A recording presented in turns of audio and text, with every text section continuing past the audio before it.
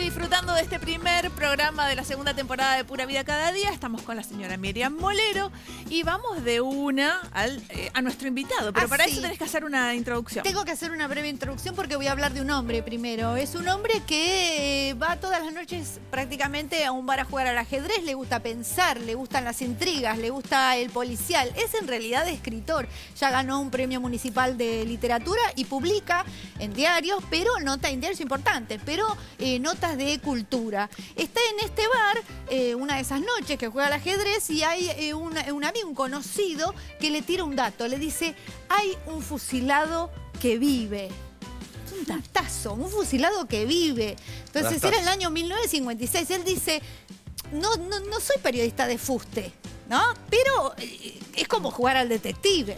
Entonces se pone a averiguar y efectivamente da con ese fusilado que vive, y la prueba la tiene en la cara, porque en la mejilla tiene el balazo que le entró por una mejilla, le sale por el maxilar, y a partir de ahí, este hombre que decide convertirse como en un periodista de policiales, dice, tengo una primicia, con esto rompo todo, pero me van a ganar de mano. ¿Cómo hago? ¿Cómo hago para conservar esta primicia? Investigar un poco más. Averigua que en realidad este hombre fue parte de un grupo, que fueron detenidos por la policía en una casa particular mientras escuchaban un partido de box, que fueron llevados todos a un basural en José León Suárez y que ahí los fusilaron y que algunos se escaparon. Y cuando va con este notición a los diarios que todavía salen hoy en día, sí, diarios muy importantes, nadie le quiere tomar la noticia. Pero claro.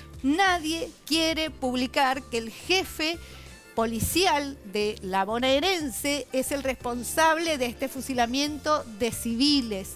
Y termina recurriendo a publicaciones muy chiquitas, diría que publicaciones tipo clase B, para construir esta historia de esta masacre que se llamó después en un libro Operación Masacre. Estoy hablando de Rodolfo Walsh. Sí. Operación Masacre es el gran libro del periodismo argentino y nadie quiso publicar sus notas. Diarios que todavía salen hoy en día no quisieron publicar sus notas. Pero yo no quiero hablar sobre este proceso porque para hablar de esto está Marcelo Figueras con nosotros, que es escritor, es periodista, igual que Rodolfo, y escribió El negro corazón del crimen, esta novela donde justamente cuenta cómo fue que Rodolfo Walsh hizo toda la investigación y qué le pasó durante esos años de la construcción de Operación Masacre. ¿Cómo estás, Marcelo? Bienvenido, Marcelo. Hola, ¿cómo les va? Muy bien, muy bien. No fue fácil para Rodolfo.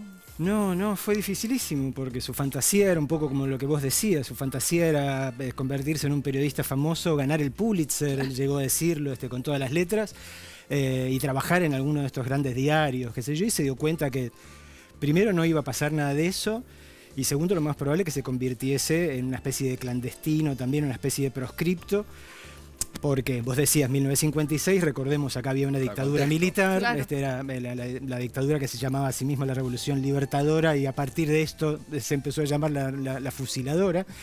Y obviamente había una enorme censura. Acordate que era una época en la que incluso había leyes que prohibían la mención del presidente que había sido derrocado antes y de su ex mujer, o sea, no se los podía ni nombrar siquiera. Y digamos, lo primero impresionante de Walsh es el hecho de que en vez de achicarse, que hubiese sido lo lógico para un tipo que quiere convertirse en un periodista conocido o en un escritor conocido. Claro, seguir el juego al establishment, digamos. Alguien que se da cuenta de que esto puede llegar a arruinarle su carrera y todos sus planes de típico intelectual de clase media, decide seguir jugándose, ¿no? A pesar de ser, porque era muy claramente antiperonista Walsh. Claro, esto iba a decir, porque él además estaba de acuerdo con lo que se llamó la Revolución Libertadora. Él había apoyado la Revolución Libertadora. Uno de sus hermanos mayores era aviador y era un tipo que tenía un cargo muy importante en la aeronáutica argentina, que había participado incluso, digamos, de las escaramuzas militares que terminaron con el derrocamiento de Perón. Entonces, o sea, por el lado, incluso en uno de los prólogos de Operación Masacre lo dice, a mí la política no me interesaba nada, puedo seguir jugando al ajedrez, digo, ese era su interés. Pero se conmueve un poco con la historia de las víctimas, o sea, no solo de los fusilados que sobrevivieron, que pudieron escapar en esa madrugada donde los balearon en el basural que vos mencionabas, sí, sino también los familiares de las víctimas que no habían podido escapar, ¿no? Había gente que obviamente casados con 4 hijos, 5 hijos, y se conmueve un poco con esa gente. ¿Cuánta gente murió? Discúlpame.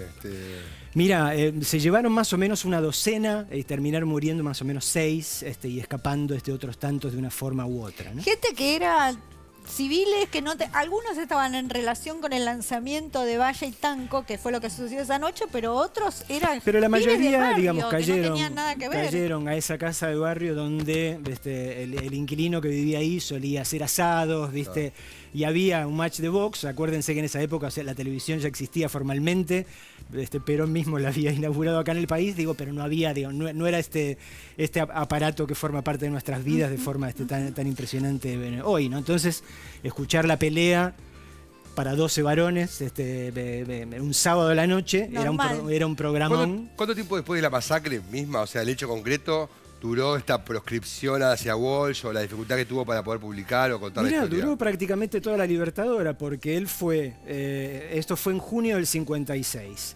En ese momento él vivía en La Plata y también las pasó mal porque vivía al lado de un regimiento que habían intentado copar los rebeldes peronistas.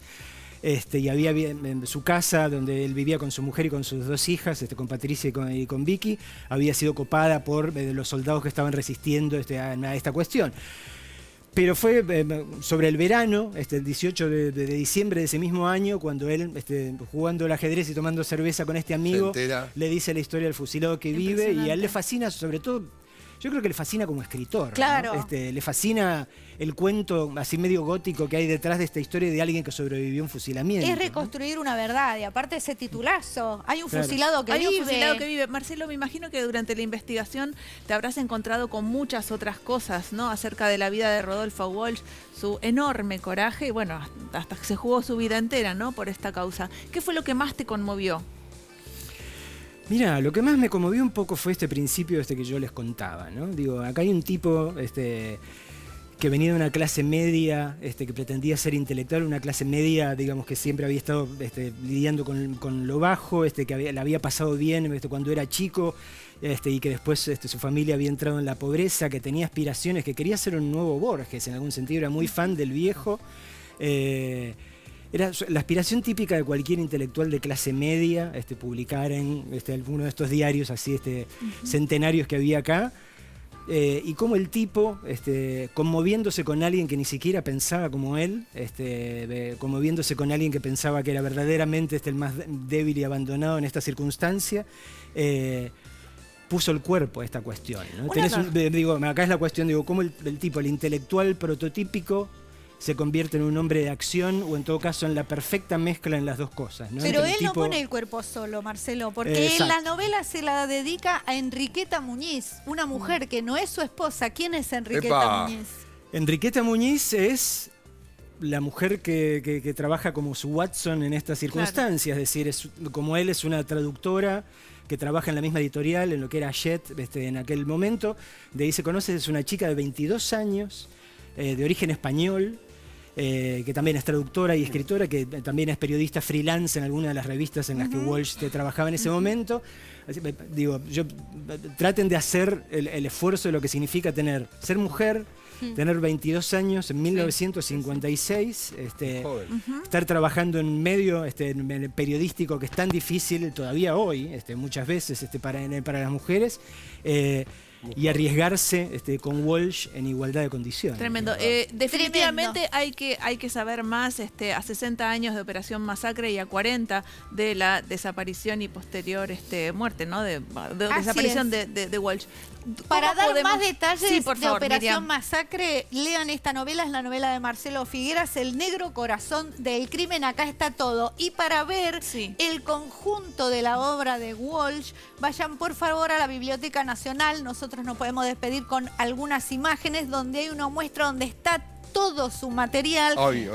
Sí, va a estar hasta julio. Bueno. Están no solamente sus escritos, todo su trabajo, sino esquemas de donde dibujaba situaciones, acciones, detalles. Era un obsesivo. Así que tienen tiempo hasta julio de ir a ver esta notable muestra en la Biblioteca Nacional, que es donde debe estar Rodolfo Walsh. Maravilloso. Allí en Agüero 2502 hasta el 16 de julio. Después bien. no nos digas que no te avisamos. Muchísimas gracias, Miriam. Muchísimas por gracias, favor. Marcelo. Y Gracias, mucho Marcelo, éxito con tu maravilloso Gracias a libro. ustedes. Muy bien. Espectacular. Bueno,